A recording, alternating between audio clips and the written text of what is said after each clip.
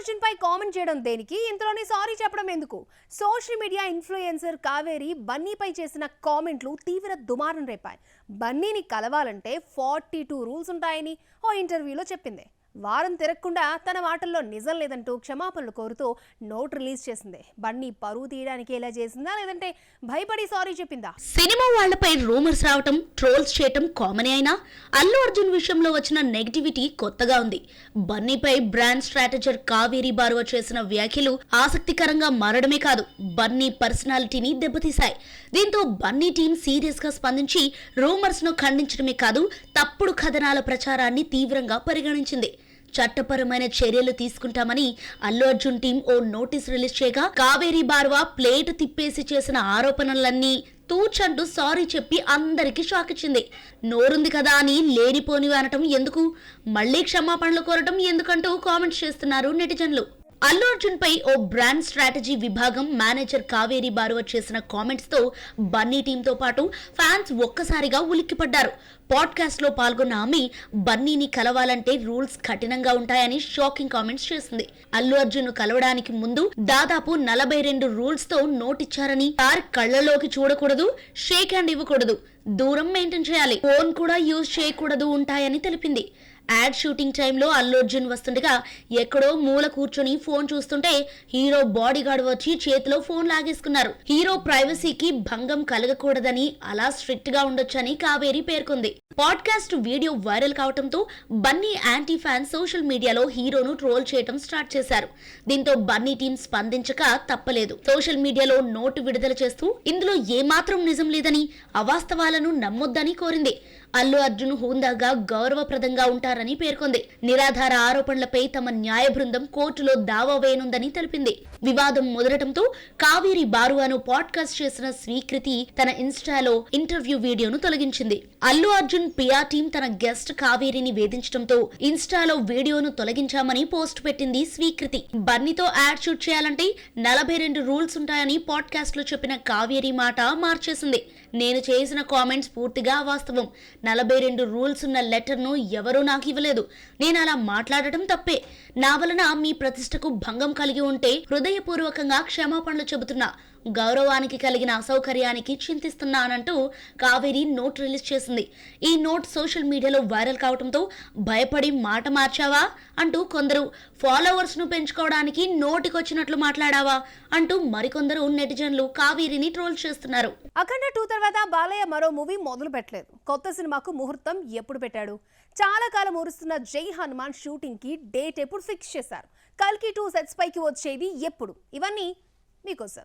అఖండ 2 release కాకుండానే బాలయ్య గోపీచంద్ మూవీకి green signal ఇచ్చాడు. అఖండ 2కి పాజిటివ్ రెస్పాన్స్ వచ్చినా ఓవర్ బడ్జెట్ కారణంగా బాక్స్ ఆఫీస్ వద్ద ఫెయిల్ అయింది. మరొకసారి ఇదే తప్పు రిపీట్ కాకుండా గోపీచంద్ మూవీ కథని మార్చేశారు. ముందుగా అనుకున్న స్టోరీకి 150-200 కోట్లు కావాల్సి రావడంతో 100 కోట్లు బడ్జెట్ లోపు కథను రెడీ చేస్తున్నారు. ఈ స్టోరీ కూడా ఒక కొలుక్కొచ్చిందని తెలిసిందే.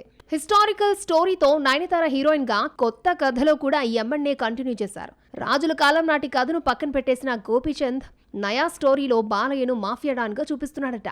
సినిమాను మార్చి 5న లాంఛనంగా ప్రారంభించి రెగ్యులర్ షూటింగ్ కొనసాగిస్తారని, యాక్షన్ ఎపిసోడ్ తో సినిమా స్టార్ట్ అవుతుందని తెలిసిందే. హనుమాన్ బ్లాక్ బస్టర్ తర్వాత చాలా మంది హీరోల చుట్టూ తిరిగిన ప్రశాంత్ వర్మ ఎట్టకేలకు హనుమాన్ సీక్వెల్ జై హనుమాన్ పై దృష్టి పెట్టాడు. మార్చి 22 నుంచి షూటింగ్ స్టార్ట్ చేస్తారని తెలిసిందే. రిషబ్ శెట్టి టైటిల్ రోల్ పోషిస్తున్నాడు. కల్కి 2 షూటింగ్ ఈ నెలలోనే మొదలు కావాల్సి ఉన్నా ముందుగా ఫౌజీకి డేట్స్ ఇచ్చాడు ప్రభాస్. మార్చిలో కల్కి 2 సెట్స్ లోకి ఎంట్రీ ఇస్తాడని, ఈ షెడ్యూల్లో కమల్ హాసన్, అమితాబ్ కూడా పాల్గొంటారని తెలిసిందే. దగ్గుబాటి రానాకు అదిరిపోయే రోల్ పడి చాలా కాలం అయింది. 5-6 ఏళ్లు వెయిట్ చేస్తే కానీ గుర్తుండిపోయే పాత్ర పడ్డం లేదు. ఓ బ్లాక్ బస్టర్ మూవీ సీక్వెల్ లో ఛాన్స్ కొట్టేశాడు రానా. ఆ సినిమా డీటెయిల్స్ ఏంటో చూద్దాం. రానా అంటే ముందుగా గుర్తొచ్చేది భల్లాల దేవుడు. బాహుబలిలోని భల్లాల దేవుడి పాత్ర రానాకు పాన్ ఇండియా ఇమేజ్ తీసుకొచ్చింది. ఆ తర్వాత ఎన్ని సినిమాలు చేసినా క్రేజ్ దక్కలేదు. అరణ్యలో పర్ఫార్మెన్స్ తో ఆకట్టుకున్న సినిమా విజయం సాధించలేదు. భీమ్లా నాయక్లో పవన్ తో ఢీ అంటే ఢీ అనే రోల్ పడింది. డానియల్ క్యారెక్టర్ కూడా భల్లాల దేవుడిలా నేమ్ ఫేమ్ తీసుకొస్తుందని ఎక్స్పెక్ట్ చేసినా అంచనాలు అందుకోలేకపోయింది. హీరోగా రానాకు ఫస్ట్ సక్సెస్ఫుల్ మూవీ మాత్రం నేనే రాజు నేనే మంత్రి. తేజ దర్శకత్వంలో వచ్చిన ఈ సినిమా రానాను హీరోగా నిలబెట్టింది. రానా సెలెక్టివ్ గా సినిమాలు చేస్తున్నా అవేవి పేరు తీసుకురాలేదు. వెట్టాయంలో మరోసారి విలన్ అవతారమెత్తి ఆకట్టుకున్న సినిమా ఫ్లాప్ కావడం మైనస్ అయ్యింది. అడపాదడపా నటిస్తూనే ఈవెంట్స్ కు వ్యాఖ్యాతగా వ్యవహరిస్తున్నాడు రానా. అలాగే 35 చిన్న కథ కాదు, కీడాకోలా వంటి చిన్న సినిమాలకు ప్రెజెంటర్గా వ్యవహరించాడు. రిలీజ్ కి నోచుకోని మంచి సినిమాలను ఆదుకుంటూ విడుదల చేస్తున్నాడు. రానా, వెంకటేష్ కలిసి నటించిన రానా నాయుడుకి ఓటీటీలో సక్సెస్ తో పాటు విమర్శలు వచ్చాయి. Number 1 Yaari, the Rana Daggubati show వంటి టాక్ షోస్ వచ్చి ఖాళీని ఫిలప్ చేశాయి. నటుడిగా నిరూపించుకునే అవకాశం దక్కలేదు. ఇప్పుడు ఆ ఛాన్స్ జై హనుమాన్ తీసుకొచ్చింది. Pan India hit Hanuman sequel జై హనుమాన్ ఈ నెల 22న సెట్స్ పైకి వస్తోంది. హనుమాన్ గా రిషబ్ శెట్టి నటిస్తున్నాడు. కాంతారా చాప్టర్ వంటి బిగ్గెస్ట్ హిట్ తర్వాత రిషబ్ శెట్టి నటిస్తున్న సినిమా కావడంతో జై హనుమాన్ పై హై ఎక్స్పెక్టేషన్స్ ఉన్నాయి. రానాపై ఆల్రెడీ లుక్ టెస్ట్ కూడా చేశారని, రకరకాల గెటప్స్ తో కనిపిస్తారని తెలిసిందే. భీమ్లా నాయక తర్వాత రానాకు దక్కిన బంపర్ ఆఫర్ ఇదే. విశ్వక్ సేన్ గ్రాఫ్ చూస్తుంటే కెరీర్ ముగిసినట్టే అనిపిస్తోంది. ఏ సినిమా చేసినా ఫ్లాపే. ఈ యంగ్ హీరో సెలక్షన్స్ చూస్తుంటే హిట్ కొట్టాలన్న కసి ఆయన ఎంచుకునే కథల్లో కనిపించడం లేదు. ఫ్లాపుల్లో మునిగిపోయిన విశ్వక్ సేన్ హిట్తో బయటపడతాడా లేదంటే ఫేడ్ అవుట్ అయిపోతాడా? కెరీర్ మొదల్లో Vishwak Sen success strike rate 100% ఉండేది. కానీ 2 ఏళ్లుగా 100% ఫ్లాప్లతో సతమతమవుతున్నాడు. స్వతహాగా దర్శకుడైన విశ్వక్ మరీ ఇంత నాసిరకమైన కథలను సెలెక్ట్ చేసుకోవటం ఫ్యాన్స్ కు షాక్ ఇస్తోంది. విశ్వక్ లో డైరెక్టర్ ఉండడంతో ఒక దర్శకుడు చెప్పే కథ బాగుందా లేదా, నెరేషన్ ఎలా ఉందో ఈ టేప్ పసిగట్టేయొచ్చు. కానీ గత 2 ఏళ్లుగా నటించిన ఫ్లాప్ మూవీస్ చూస్తుంటే దర్శకుడిగానే కాదు, ఒక హీరోగా కూడా ఆలోచించడం లేదు. ఈ నగరానికి ఏమైందితో గుర్తింపు తెచ్చుకున్న విశ్వక్ సేన్ కెరీర్ మొదట్లో అద్భుతమైన హిట్స్ కొట్టాడు. రెండో సినిమాకే దర్శకుడిగా మెగా ఫోన్ పట్టి ఫలక్నామా దాస్తో హిట్ చూశాడు. ఆ తర్వాత హిట్ మూవీతో మరో హిట్ కొట్టిన విశ్వక్ పాగల్ సినిమాతో కమర్షియల్ గా సక్సెస్ చూశాడు. అశోకవనంలో అర్జున కళ్యాణం డిఫరెంట్ కాన్సెప్ట్ తో ఆకట్టుకుంది. విశ్వక్ సేన్ రెండోసారి మెగా ఫోన్ పట్టిన దాస్ కా దమ్ కి సూపర్ హిట్ అయింది. ఆ తర్వాత మరోసారి డైరెక్షన్ వైపు చూడకుండా హీరోగా కంటిన్యూ అయ్యాడు. ఒక్కటంటే ఒక్క సినిమా కథల్లో దమ్ము లేకపోవడంతో ఫ్లాపులు క్యూ కట్టాయి. గామితో కొత్తగా ప్రయత్నించిన కామన్ ఆడియన్స్ కు కథేమిటో అర్థం కాలేదు. స్టార్ ఇమేజ్ కోసం మాస్ అవతార్ ఎత్తిన గ్యాంగ్ ఆఫ్ గోదావరి షాక్ ఇచ్చింది. ఛాన్స్ వచ్చింది కదా, ఫ్యాన్సీ రెమ్యూనరేషన్ ఆఫర్ చేశారు కదా అని ఏది పడితే ఆ సినిమా ఒప్పుకుంటే ఎలా ఉంటుందో లైలా పాఠం నేర్పింది.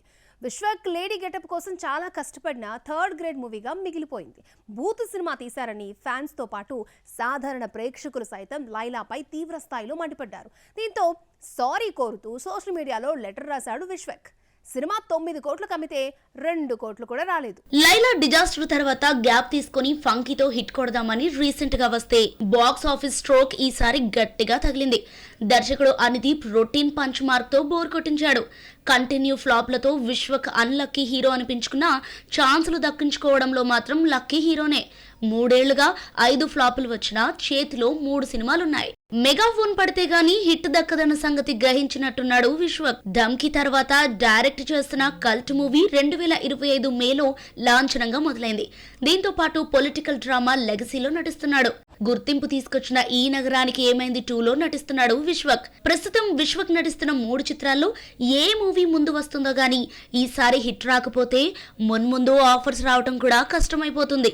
నిర్మాతలకు ₹1 లాభం తీసుకురాకపోయినా ఛాన్సులు వస్తున్నాయే గానీ ఈ అదృష్టం ఎల్లకాలం విశ్వక్తోనే ఉండదు. యంగ్ హీరోలందరూ కొత్తగా ఆలిస్తుంటే ఈ సీనియర్ కుర్ర హీరో మాత్రం ఇంకా మూసలోనే వెళుతున్నాడు. డైరెక్టర్ గా కొత్తగా ఆలోచించి హిట్స్ ఇచ్చిన విశ్వక్ ఐరన్ లెగ్ ముద్రలోంచి ఎప్పుడు బయటపడతాడేమో చూడాలి మరి.